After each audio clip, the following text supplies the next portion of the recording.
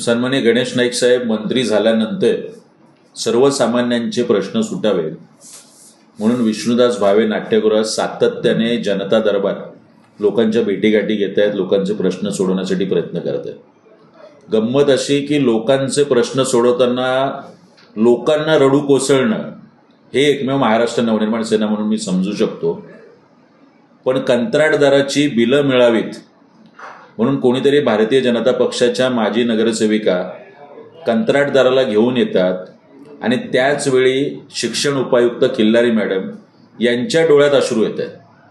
महानगरपालिकेच्या अधिकाऱ्याच्या डोळ्यात अश्रू येत असतील तर हे माझ्यासाठी प्रचंड आश्चर्यकारक आहे। एका मुलाचा मृत्यू झालाय सहली दरम्यान, त्याची चौकशी पूर्ण झालेली आहे, ती चौकशी पूर्ण झाली म्हणून बिलाचा तगादा कंत्राटदार लावतोय आणि त्याच्यासाठी तो मुद्दा घेऊन सन्माननीय गणेश नाईक साहेबांकडे लोक येत आहेत, त्यांचे नगरसेवक येत आहेत आणि शिक्षण उपायुक्त रडत आहेत। हे चित्र नवी मुंबईसाठी आणि नवी मुंबईकरांसाठी निश्चितच शोभनीय नाही।